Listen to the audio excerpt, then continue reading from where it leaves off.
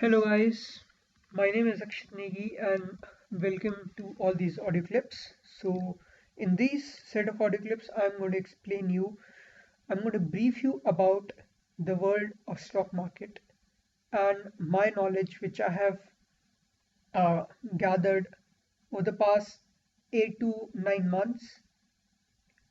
I have been studying the market very closely and just a brief about me.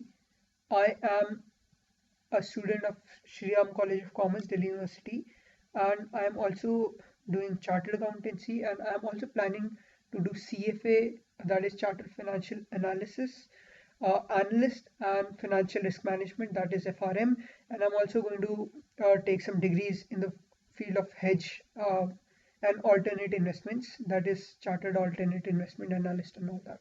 But those are secondary and tertiary, that doesn't matter. But uh, I, being very connected to this field and to the whole commerce field, uh, started my journey of studying the stock market around 10 to 12 months ago in January of 2020.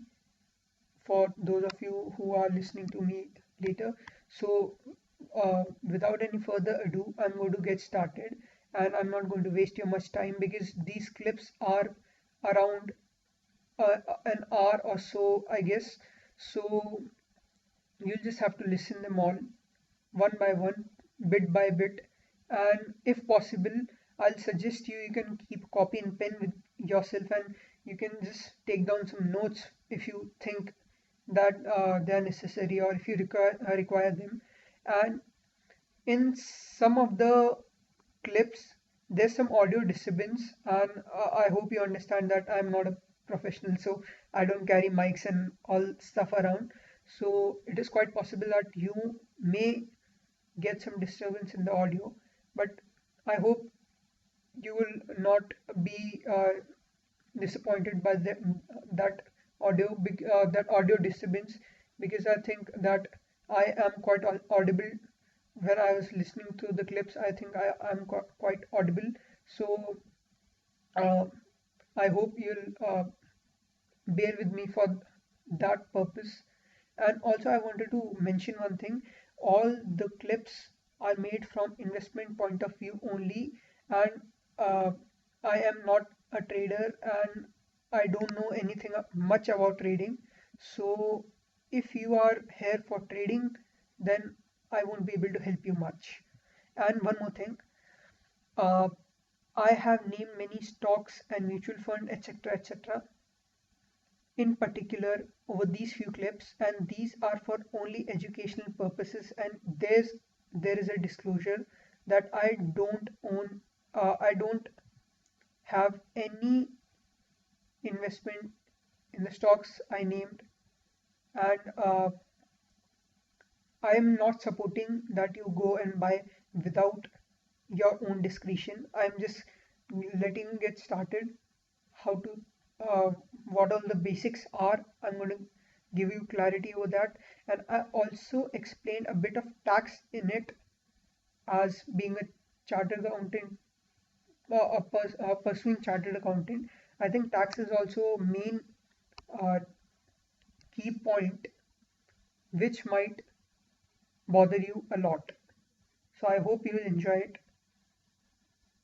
and thank you for listening all these clips, and I hope you'll support me everywhere wherever it is possible. I don't know where you might hear these audio clips. You might hear them on maybe Google Drive or even YouTube.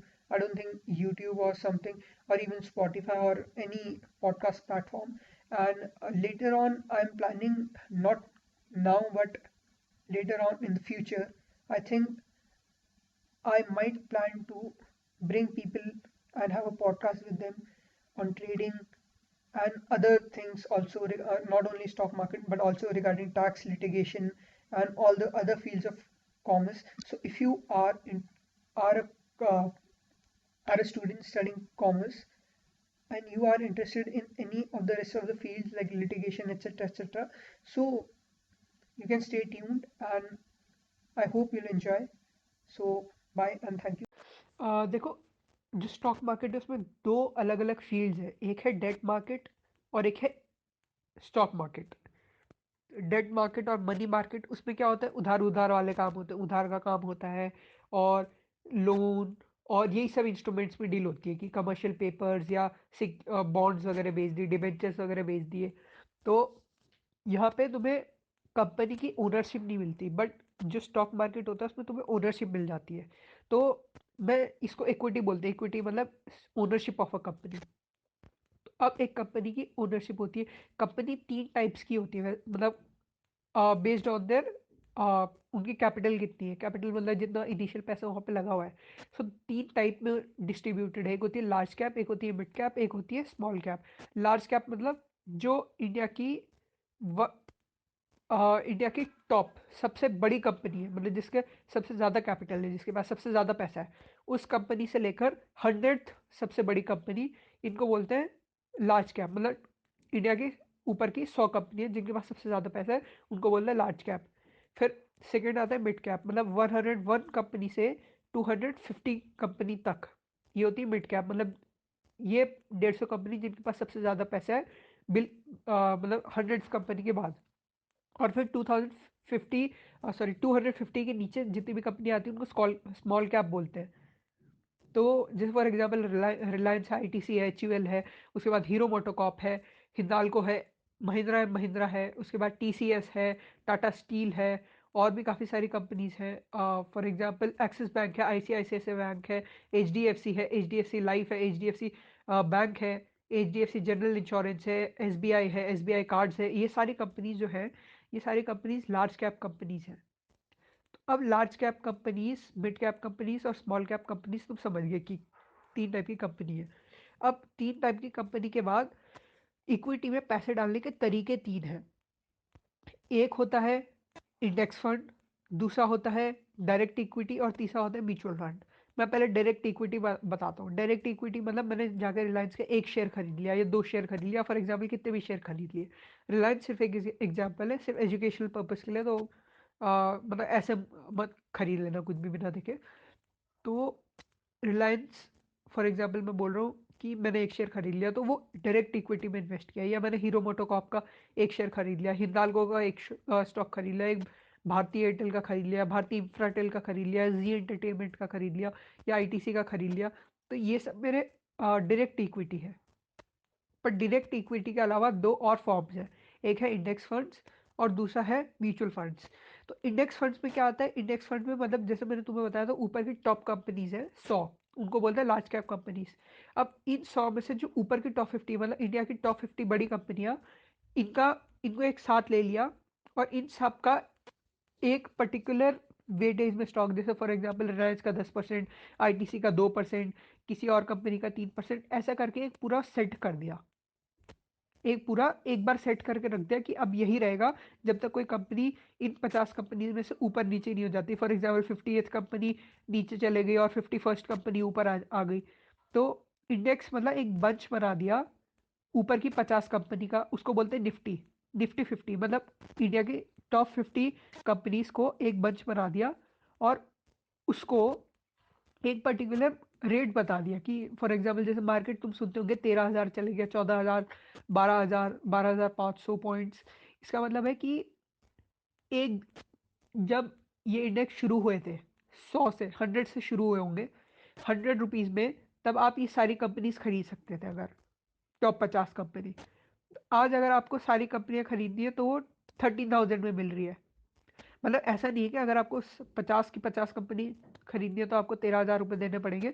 ये सिर्फ एक तरीके का indexation का system है। I think तुम science से हो तो तुम इंडेक्सेशन का मतलब समझते होंगे थोड़ा बहुत, कि अ, जैसे फॉर एग्जांपल तुम केमिस्ट्री में तुमने पढ़ा होगा, एम्पेरिकल फार्मूला होता था।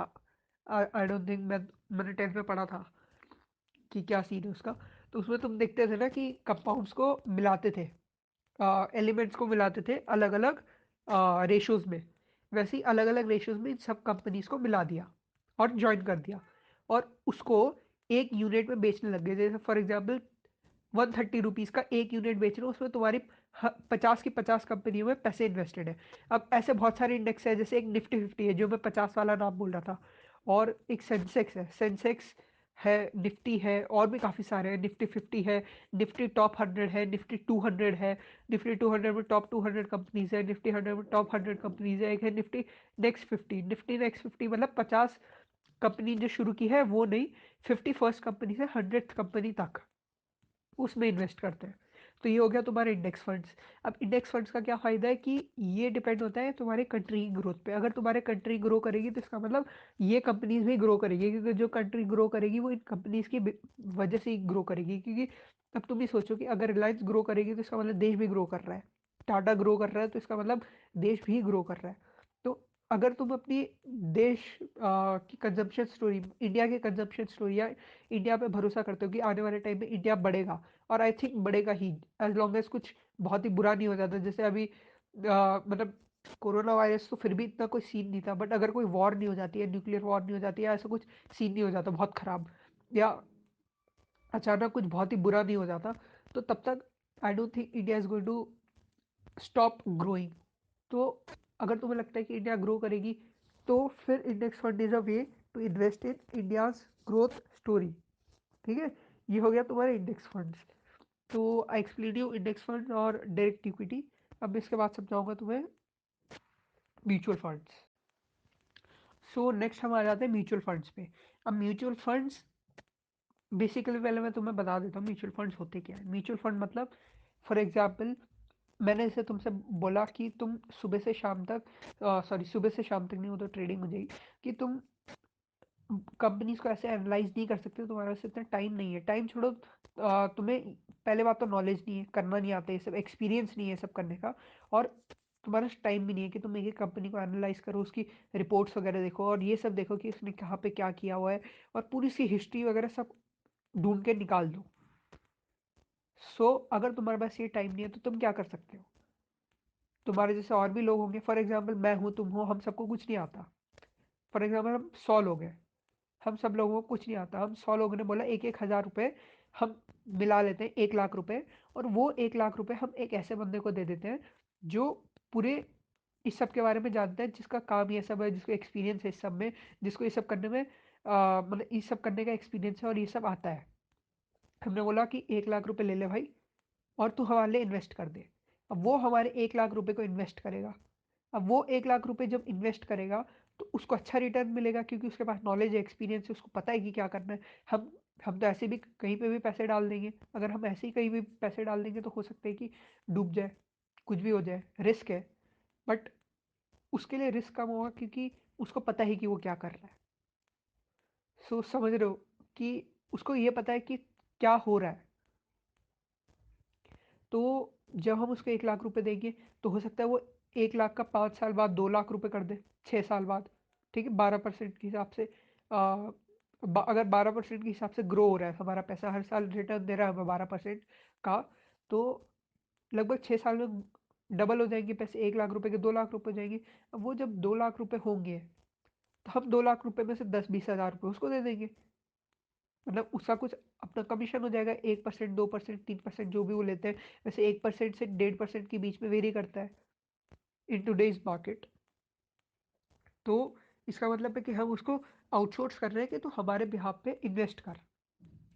तो हमें उसकी एक्सपर्टीज मिल गई, और उसे मार्केट वगैरह के बारे में सब कुछ पता है, उसका एक्सपीरियंस हमें मिल गया। तो that is going to be great. ठीक है, ये है म्यूचुअल फंड का तरीका। अब म्यूचुअल फंड बहुत सारे टाइप के होते हैं। तो पहले टाइप का मतलब म्यूचुअल फंड, जैसे मैंने कंपनीज बताया, large cap, mid cap, small cap, ऐसे म्यूचुअल फंड भी होते हैं। Large cap mutual fund, mid cap mutual fund, और स्मॉल कैप म्यूचुअल फंड। इसका मतलब है कि लार्ज कैप वाला सिर्फ लार्ज कैप में करेगा, मिड कैप वाला मिड कैप में करेगा, स्मॉल कैप वाला स्मॉल कैप में करेगा, मल्टी कैप वाला हर में थोड़ा थोड़ा करेगा। मतलब ऐसा नहीं कि लार्ज कैप वाला सिर्फ लार्ज कैप में करेगा। वो रूल्स बना रखे कि अगर किसी म्यूचुअल फंड को लार्ज कैप फंड खोलना है तो उसको 85% लार्ज कैप में इन्वेस्ट करना पड़ेगा, बाकी 15% वो कहीं भी कर सकता है, जो भी उसके पास पैसे हैं। अच्छा, ये म्यूचुअल फंड वाला जो गेम है, इसमें कुछ कुछ टेक्निकल टर्म्स आ जाती हैं। For example AUM। AUM मतलब होता है एसेट अंडर मैनेजमेंट, मतलब कितना पैसे मैनेज कर रहा है। फॉर एग्जाम्पल हमारे केस में जहाँ पे हमने बोला था 100 लोग 1,000 1,000 रुपये आके दे रहे हैं, तो हमारे पास हो जाएंगे 1 लाख रुपए। 1 लाख रुपए हो जाएगा हमारा एसेट अंडर मैनेजमेंट, मतलब कि आप कितना पैसा मैनेज कर रहे हैं एज अ म्यूचुअल फंड की, एक वो कितना पैसा मैनेज कर रहा है। और भी कुछ टर्म्स आती है जैसे एक्सपेंस रेशियो। एक्सपेंस रेशियो मतलब कि उस बंदे की कमीशन कितनी है, एक्सपेंस रेशियो को तुम कमीशन बोल सकते हो। और फिर होता है एग्जिट लोड। कुछ कुछ म्यूचुअल फंड क्या करते हैं, वो बोलते हैं कि अगर तुमने इस ड्यूरेशन से पहले पैसे निकाले तो तुम्हें थोड़ा सा वो देना पड़ेगा इस पे, मतलब तुम्हें पैसे कम मिलेंगे। फॉर एग्जाम्पल अगर तुम्हारे 1 लाख के 2 लाख हो गए और कंपनी ने बोल रखा है कि अगर आपने 7 साल से पहले पैसे निकाले, म्यूचुअल फंड वालों ने बोल रखा है 7 साल से पहले पैसे पहले निकाले, तो आपको 2 या 3% का एग्जिट लोड लगेगा, मतलब आपको 2 या 3% का वो लगेगा, फाइन लगेगा। फाइन ही बोल सकते हैं, फाइन या फीस टाइप की बोल सकते हैं। सो तुम्हें इन्वेस्ट करते ये सब देखना चाहिए।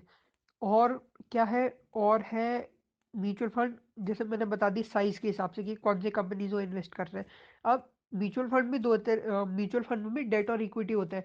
डेट म्यूचुअल फंड डेट में इन्वेस्ट करते हैं और इक्विटी म्यूचुअल फंड शेयर्स वगैरह में इन्वेस्ट करते हैं। डेट म्यूचुअल फंड का जनरली रेट कम होता है और वो छोटे ड्यूरेशन के लिए ठीक रहता है। जैसे अगर मेरा आज एक्सेस पैसे हैं और मुझे उनको कोई अच्छी जगह पे रखना है, फॉर एग्जाम्पल फॉर 3 ईयर्स या 4 साल, 3-4 साल के लिए या 5 साल के लिए भी, तो मैं इसको रख सकता हूँ डेट म्यूचुअल फंड में, क्योंकि 3-4 साल में मार्केट इतना हो सकता है कि ऊपर नीचे हो जाए, वॉलेटाइल रहे, क्योंकि 3-4 साल में मार्केट इतना ऊपर नहीं जाएगा।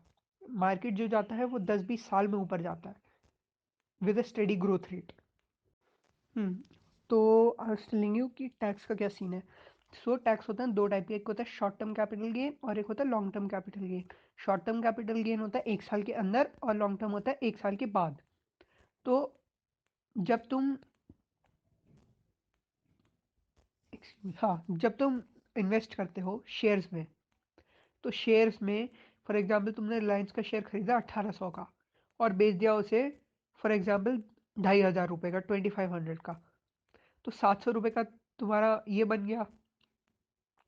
अब ये जो 700 रुपये है, इसमें तुम्हें टैक्स देना पड़ेगा। अब इस 700 रुपये पे तुम्हें कितना टैक्स देना पड़ेगा, वो डिपेंड करता है कि तुम किस टैक्स ब्रैकेट में फॉलो करते हो। मतलब गवर्नमेंट ने बना रखा है कि अगर तुम्हारी इनकम 5 लाख से नीचे है तो तुम पे कोई टैक्स नहीं बनेगा। अगर तुम्हारी इनकम 5 से 7.5 लाख है तो 10%, फिर 12.5, फिर 12%, 12.5%, 15%, 20 पर।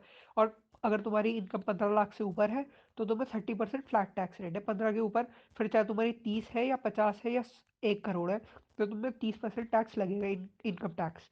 तो तुम किस टैक्स ब्रैकेट में फॉल कर रहे हो उतना ही टैक्स तुम पे लगेगा। फॉर एग्जाम्पल मैं साल का कमा लेता हूँ 15 लाख के ऊपर, फॉर एग्जाम्पल 17 लाख, तो वो जो 700 रुपये मैंने शेयर बेच के कमाया ना, उसमें भी मेरे को 30% ही देना पड़ेगा।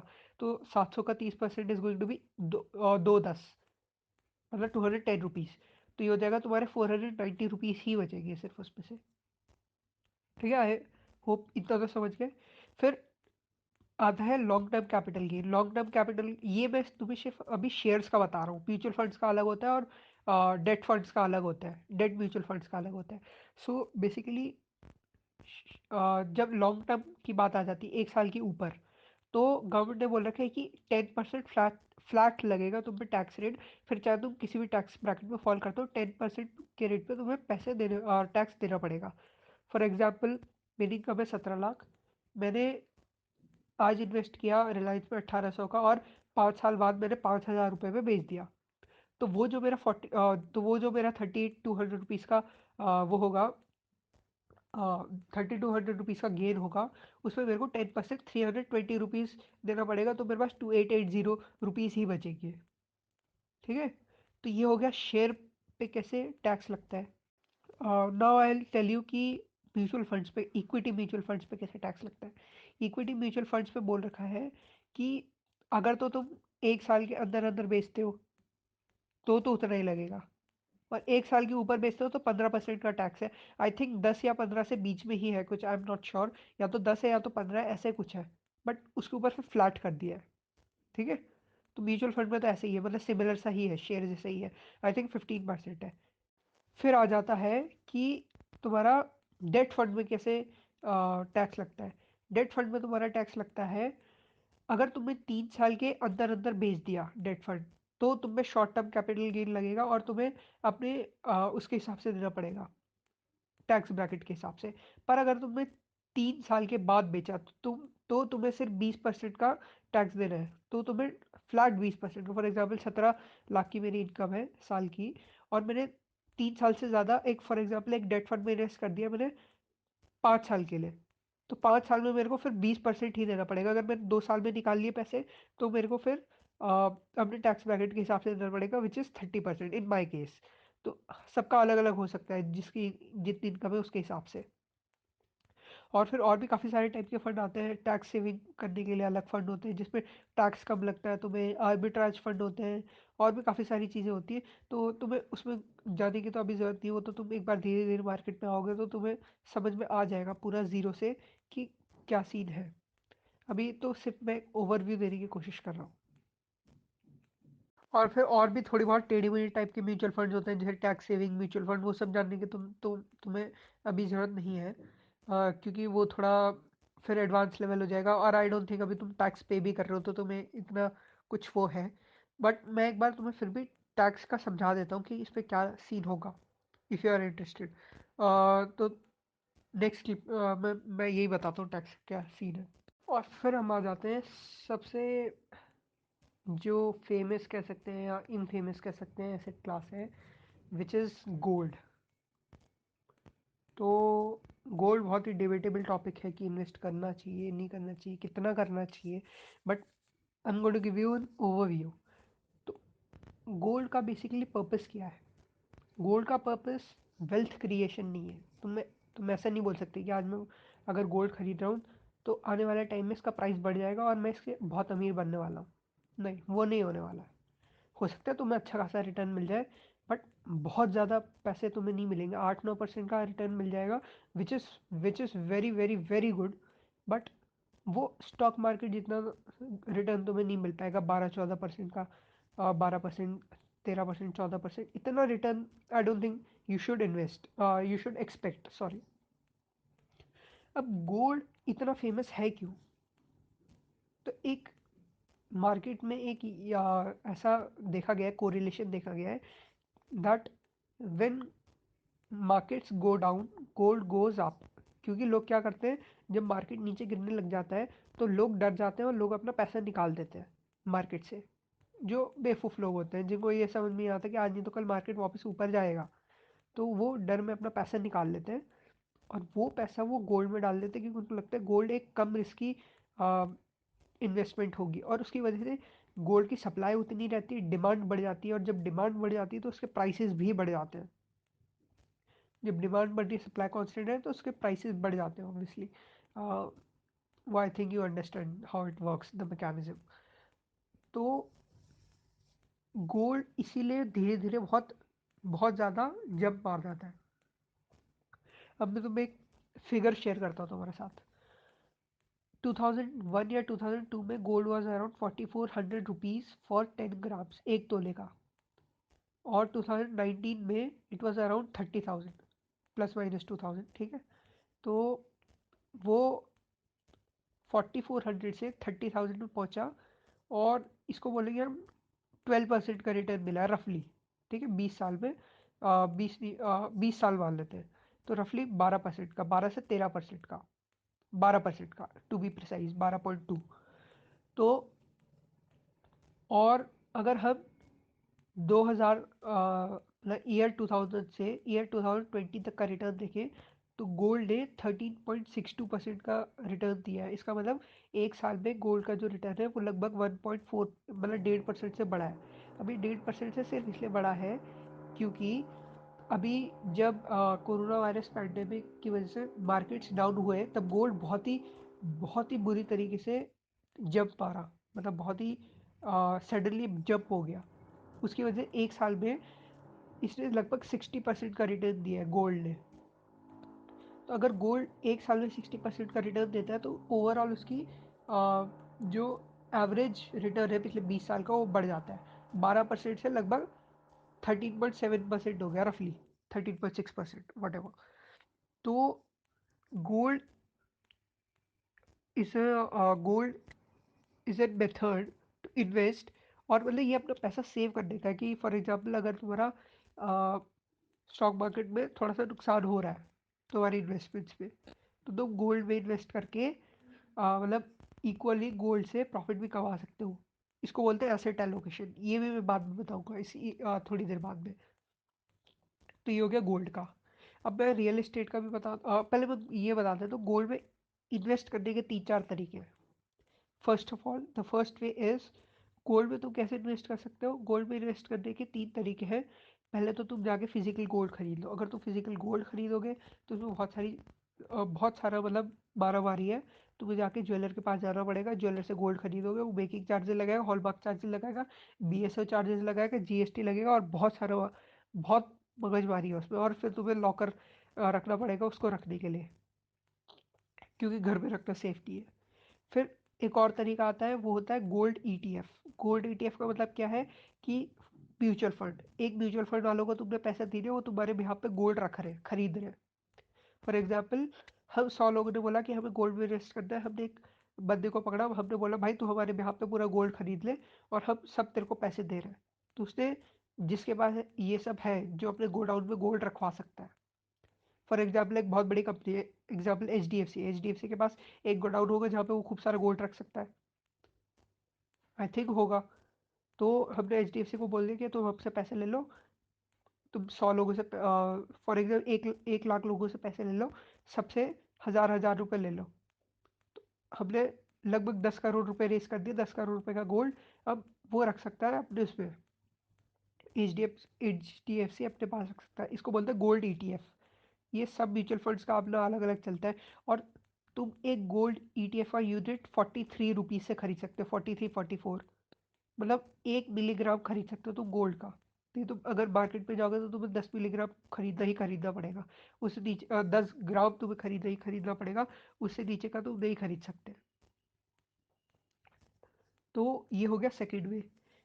अब इसके एडवांटेजेस क्या है। इसमें एडवांटेजेस है, जीएसटी नहीं है, मेकिंग चार्जेस नहीं है, हॉलमार्क चार्जेस नहीं है, बीएसओ चार्जेस नहीं है, लॉकर का खर्चा नहीं है, और आ, खोने या चोरी होने का डर नहीं है।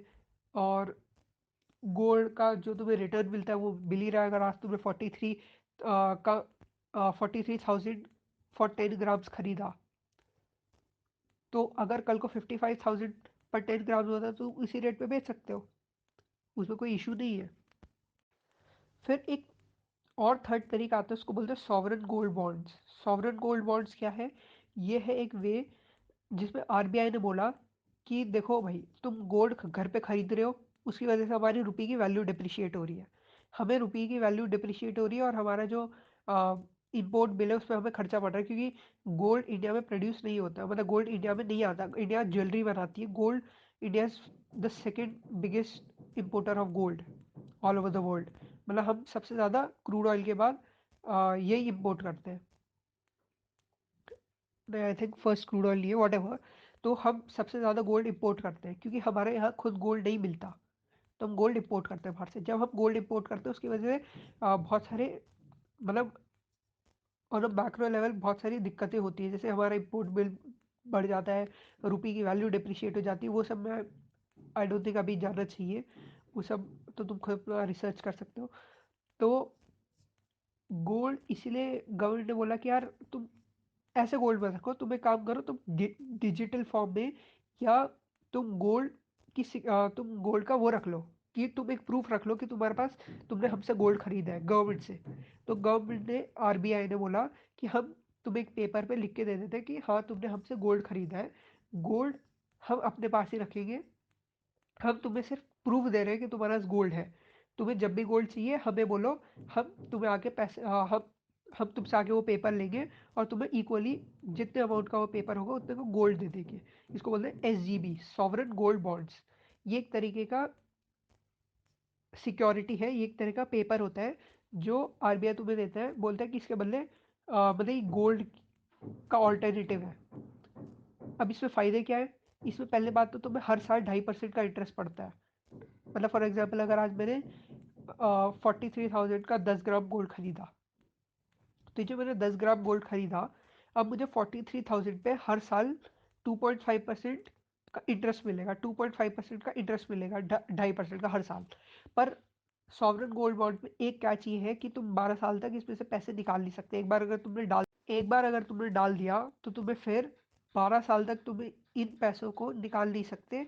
बट इसके भी अलग अलग तरीके हैं, तुम्हारे पैसे निकालने हैं तो तुम हो सकता है कि अपने जो बॉन्ड्स है वो किसी और को बेच दो। फॉर एग्जाम्पल तुम्हें पैसे चाहिए, किसी और को बॉन्ड्स चाहिए तो वो बॉन्ड्स खरीद सकता है तुम से, और तुम उसे पेपर दे दो, वो तुम्हें पैसे दे देगा। तो ये सब की डीलिंग होती रहती है।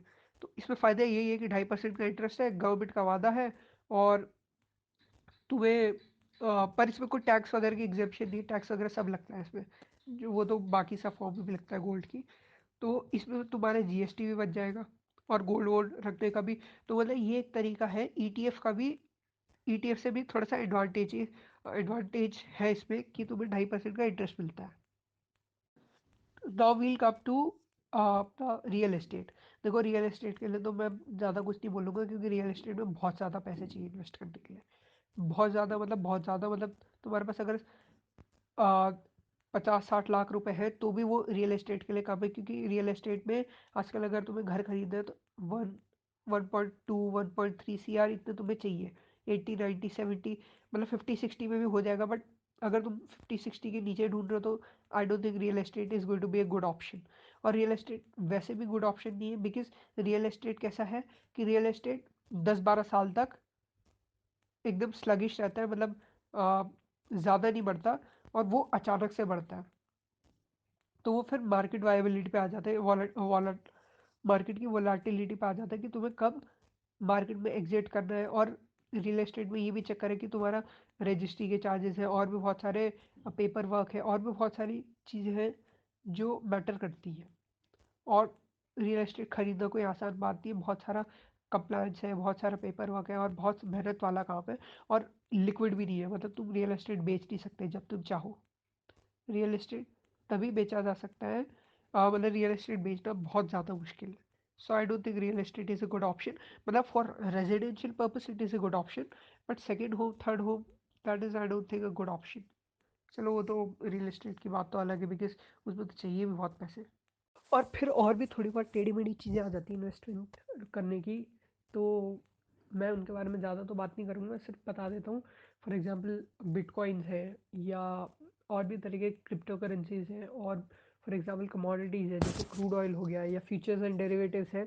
फ्यूचर्स एंड डेरिवेटिव्स क्या होते हैं? फ्यूचर और डेरिवेटिव होते मतलब futures and options derivatives are the मतलब एक कोई उनके नीचे अंडरलाइंग एसेट होता है, उसके बढ़ने या घटने पे उन डेरिवेटिव्स की कॉस्ट बढ़ती है। फॉर एग्जांपल मैंने क्रूड ऑयल का डेरिवेटिव लिया है, तो अगर क्रूड ऑयल की वैल्यू बढ़ेगी या क्रूड ऑयल की वैल्यू घटेगी, तो उसके बेसिस पे मेरा डेरिवेटिव की भी वैल्यू बढ़ेगी या घटेगी। तो वो एक बहुत ही कॉम्प्लिकेटेड चीज़ हो जाएगी, तो उसके बारे में डिस्कस नहीं करना चाहता, ये तो बस बेसिक्स है। तो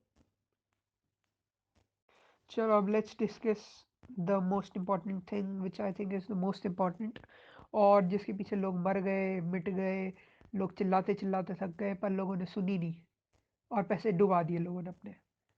पर अब क्या ही बोल सकते हैं उन लोगों को। तो बेसिकली मैं एसेट एलोकेशन की बात कर रहा हूँ। एसेट एलोकेशन का मतलब क्या? ज़रूरी नहीं है कि, मतलब ज़रूरी क्या वो तो, मतलब ऐसा नहीं है कि तुम्हें सिर्फ एक ही एसेट में इन्वेस्ट करना है, कि सिर्फ डेट में, या सिर्फ म्यूचुअल फंड में, या सिर्फ डायरेक्ट इक्विटी में, या फिर सिर्फ एसजीबी में, या फिर सिर्फ रियल एस्टेट में, या फिर सिर्फ गोल्ड में।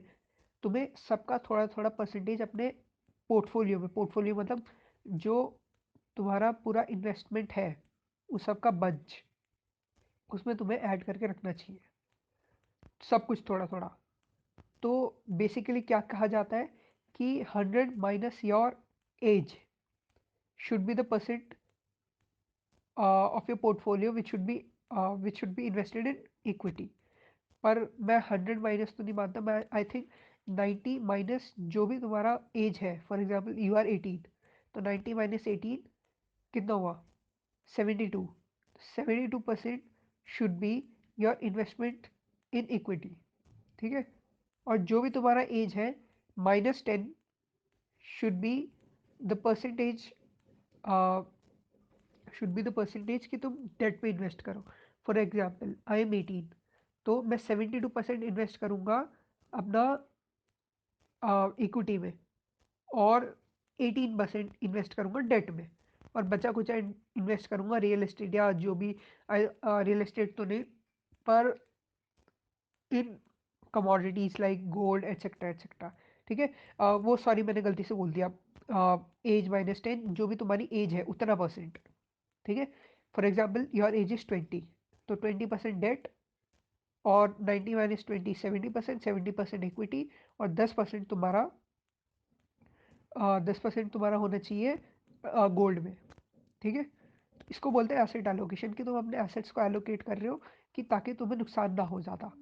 और ये इस पे भी डिपेंड करता है कि तुम्हारा रिस्क एपिटाइट कितना है, कि तुम रिस्क एवर्स हो कि नहीं हो, कि तुम कितना रिस्क उठा सकते हो। अगर तुम ज़्यादा रिस्क उठा सकते हो तो तुम ज़्यादा इक्विटी में भी इन्वेस्ट कर सकते हो, पर अगर तुम्हें कम रिस्क उठाना पसंद है तो फिर तुम हो सकता है कि डेट में ज़्यादा लगाओ, गोल्ड में ज़्यादा लगाओ, और रियल एस्टेट जैसे रिजॉर्ट्स पे रिलाई करो। और भी काफ़ी सारे पैरामीटर्स होते हैं जिसके बेसिस पे तुम अपना एसेट एलोकेशन देख सकते हो। बट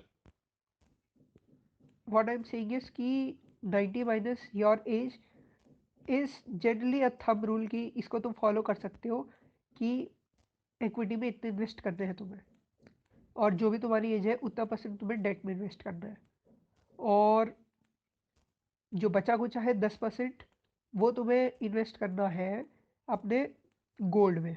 ऐसा मेरा मानना है। You can disapprove of it, but ये मेरा मानना है। ठीक है।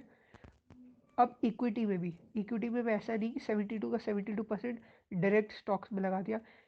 फॉर एग्जांपल मैं 20 साल का हूँ, 20 साल में 70% मैं इक्विटी में इन्वेस्ट करता हूँ, 10% गोल्ड में, और 20% मैं डेट में करता हूँ। तो डेट का तो सही है कि मैं डेट फंड्स में इन्वेस्ट करूंगा, या एफडी तो I don't think make sense, because FD में टैक्स वैक्स का सीन बहुत हो जाता है, और फिर तुम्हें रिटर्न भी इतने अच्छे नहीं मिल रहा है। वो भी मैं किसी दिन एड्रेस करूंगा, तो नेक्स्ट क्लिप में एड्रेस कर दूंगा एफडी और सेविंग्स बैंक डिपॉजिट का क्या सीन है।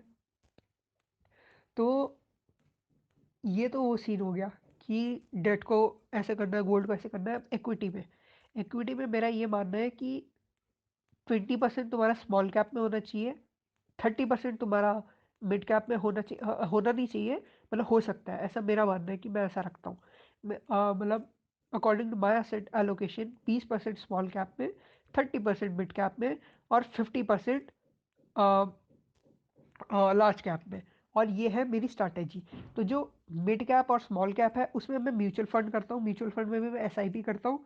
और जो मेरा 50% लार्ज कैप है उसमें से मैं 30% के लार्ज कैप में इन्वेस्ट करता हूँ, इंडेक्स फंड्स और जो ब्लू चिप फंड्स होते हैं, जो लार्ज कैप फंड्स होते हैं उनमें। और बाकी जो 20% बचा उसकी मैं डायरेक्ट इक्विटी में खरीद लेता हूँ। ऐसा मेरी एसेट एलोकेशन की स्ट्रैटेजी है। You can totally disapprove of it. तुम हो सकता है कि तुम कुछ और सोचते हो, ये सब मैं अपना बता रहा हूँ। तो क्या समझे, 10% गोल्ड, 20% डेट, 20% मतलब फिर तो बचेगा जो तुम्हारा बचा इक्विटी का। अब इक्विटी में 20% तुम्हारा होगा स्मॉल कैप म्यूचुअल फंड, 30% होगा मिड कैप म्यूचुअल फंड, 50% में से जो बचा है उसमें से 30% होगा लार्ज कैप म्यूचुअल फंड, और 20% होगा डायरेक्ट इक्विटी। ठीक है। और म्यूचुअल फंड्स तो अपने हिसाब से देख सकते हो, म्यूचुअल फंड चूज़ करने के भी बहुत सारे अलग अपने अपने क्राइटेरिया होते हैं। तो वो तो अपने हिसाब से तुम कुछ भी चूज़ कर सकते हो, जो भी तुम्हें सही लगता है, मतलब जो भी रिसर्च वगैरह करने के बाद तुम्हें मिलता है, तो उस हिसाब से तुम चूज़ कर सकते हो। और एसआईपी का मैं बता देता हूँ। एसआईपी मतलब हर महीने तुमने पैसे डाल दिए। म्यूचुअल फंड में इन्वेस्ट करने के दो तरीके हैं, एक एसआईपी होता है और एक होता है कि लमसम में, मतलब एक बार पैसे लगा दिए बस।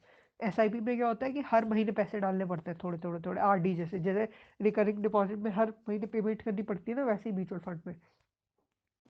बस तो अपना एसेट एलोकेशन फॉलो करो, एक पहले से डिसाइड करके रखो कि मैं ऐसे ऐसे करूंगा। और ऐसा नहीं कि एक बार एसेट एलोकेशन बना दिया और पैसे लगा के छोड़ दिया और भूल गए। तुम्हें फिर साल में एक बार उसे रिव्यू करना होता है, कि हर साल में एक बार तुम उसे अपने इसको रिव्यू कर रहे हो, पोर्टफोलियो को, कि ठीक है अब मेरी एज बढ़ चुकी है, तो अब मुझे थोड़ा सा अपने इक्विटी में से कम कर देना चाहिए। या अगर इक्विटी में तुम्हारे ज़्यादा पैसे हो रखे हैं, जितना तुमने परसेंटेज एलोकेट किया था उससे ज़्यादा हो चुके हैं, तो इक्विटी में से पैसा निकाल के डेट में डालो या गोल्ड में, जिसमें भी as and when the as and by the case में बी। सो उसके हिसाब से तुम अपना रख सकते हो जो भी सीन है।